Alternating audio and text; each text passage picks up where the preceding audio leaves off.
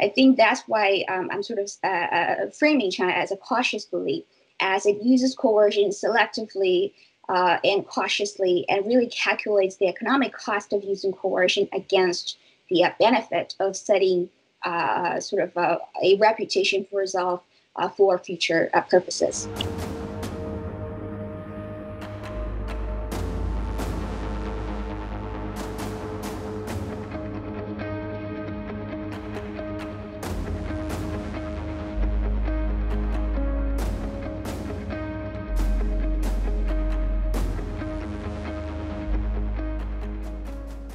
What makes China a bully? Why is it doing what it does, especially with the number of distractions that it has right now? Is it stretching itself thin?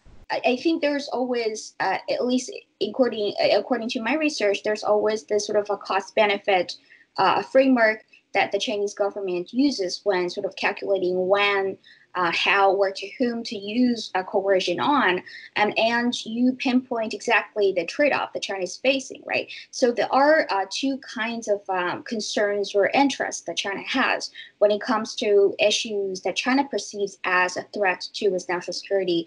So territorial disputes that involve, say, India or states in Southeast Asia, for example, the South China Sea certainly fall into that category. So on one hand, China would want to have a stable external environment, especially with its neighbors, for its economic development, especially since it is still developing. It's not necessarily a developing country anymore, but it still needs its economy to keep going for both external and internal reasons, right? So if we're going into this rationale, then China probably wouldn't want to make any more trouble than it should be. But on the other hand, China does have national security interests to protect, just as any major powers or countries in general. So that's why there are certain cases that China perceives as threats to its national security. For example, the supposed, say, intrusion. I mean, that's according to China's perception, say by Indian soldiers or say Philippine naval vessels or fishing vessels, etc. So this is why you sort of see this tension in terms of China's interests. So on one hand, China has economic interests, but on the other hand, it also wants to protect its national security. And in particular, I think my study suggests that China's rationale is that since it is a rising power and a great power, and it wants to sort of set up a reputation of being so. By that, I mean, China wants to set I would say like an example or a standard of being resolved when protecting its national security. So in that regard, it fears that if it does not take action when it comes to certain incidents that China perceives as threatening to its national security, then it might give a green light to other countries or the same country in the future to follow suit. But I think the sort of the interesting point about China's behavior is that yes, it is doing things that's aggressive and coercive, but at the same time, if we're charting all of the incidents that might make China angry or unhappy, i.e. things that China view as threatening to its national security, if we're charting all of the incidents, the ratio of China's response to the incidents in total is relatively stable for, I would say, the past maybe past 20 to 30 years or so. So it stays in the South China Sea example, it stays around 30 to 40%. So that means China is not responding to every incident that it deems as threatening or unpleasant to its national security interests. So I think that's why I'm sort of framing China as a cautious bully, as it uses coercion selectively and cautiously, and really calculates the economic cost of using coercion against the benefit of setting a reputation for resolve for future purposes. Well, there's a Chinese idiom that I came across, kill the chickens to scare the monkey. Is that broadly what you see China doing? Yes, I think in particular in the South China Sea, but also going beyond that, because in my current working project, a book project that sort of covers Chinese coercion more broadly, you're also seeing this in China's reactions when it comes to foreign leaders receiving the Dalai Lama. So, for example, when the French president received the Dalai Lama in 2008, China used coercion against France, in particular with the rationale that it will also check other European countries' behavior. And it is an ancient proverb, and I actually, if you ask me, I don't know why or what the relationship between the chicken and the monkey actually is. But you actually see government analysts and officials repeatedly saying this sort of proverb. So it's definitely, I would say, reflected in a lot of China's foreign policy behavior. This is a very broad question. The concept of Tianjia, the I believe the literal translation would be everything under the heaven.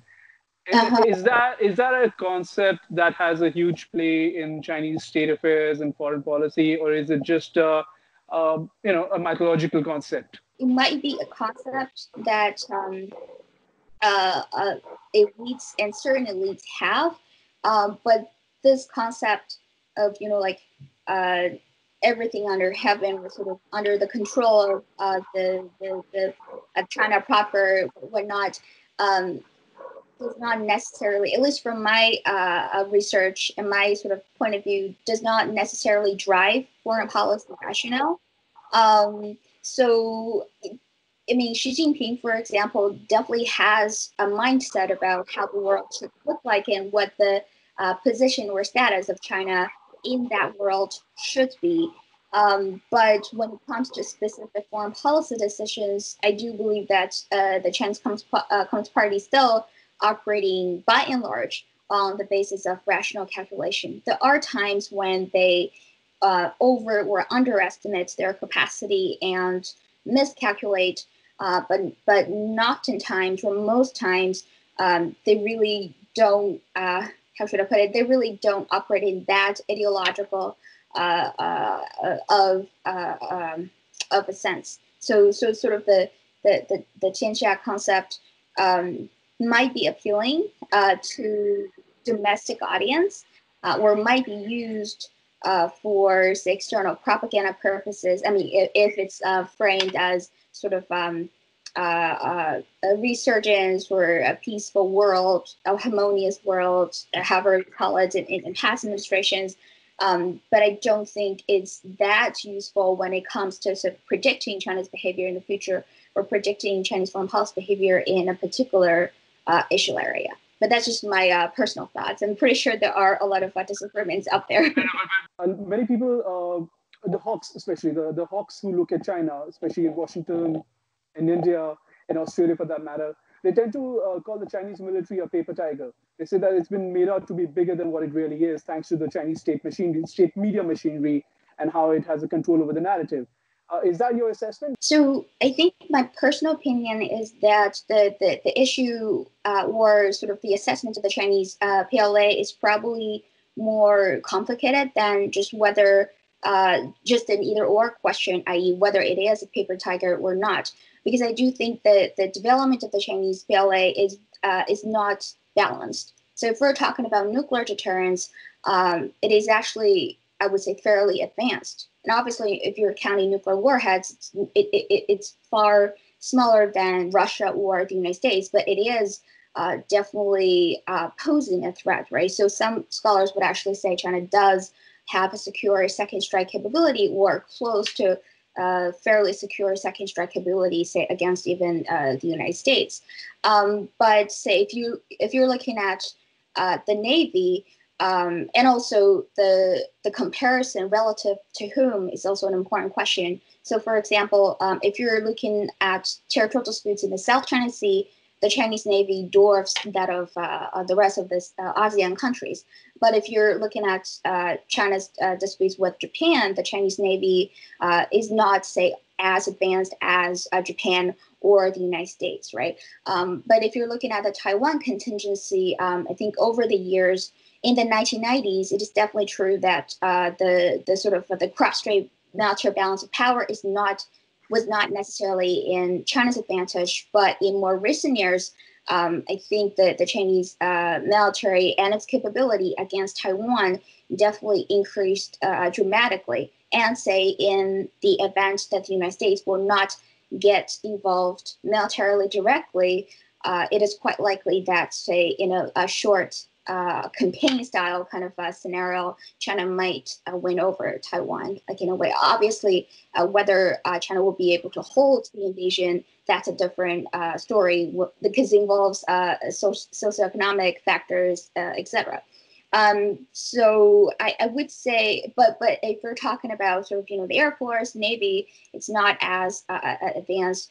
But sort of going back to the Sino-Indian relations aspect of it, my understanding is that the Chinese army has been quite has been modernizing quite a bit, maybe since around the 2000s, especially with the construction of the Tibetan railway and roads, the sort of rapid response and rapid sort of mobilization capability that the PLA army has around the land border area is definitely a lot better than before. And it's true that China doesn't have really any real combat experience, but at the same time, the mere fact that China is able to mobilize, say, within 2 hours or so to the border area might actually serve as a deterrent effect. So I think I would say bottom line, it really depends on which issue area we're looking, which service branch we're looking at, and also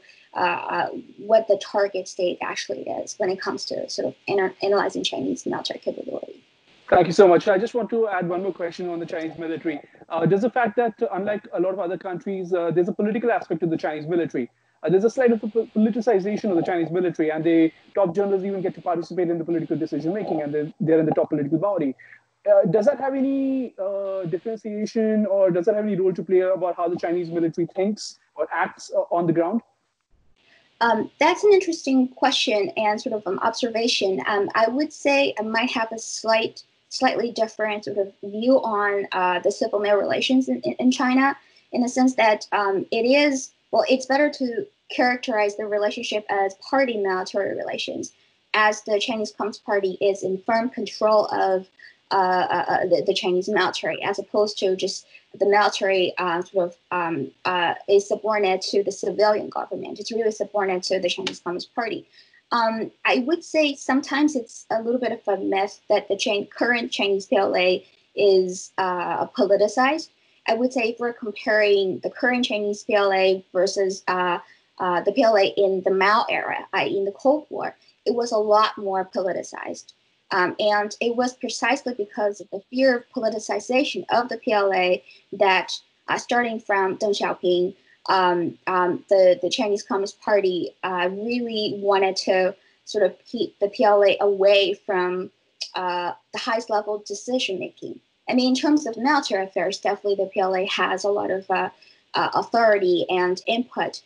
But if we're talking about the top decision about, whether to how to react to Taiwan when it comes to contingencies, or even how to react to the South China Sea or India, it's really the Politburo and obviously the president himself that has the final say.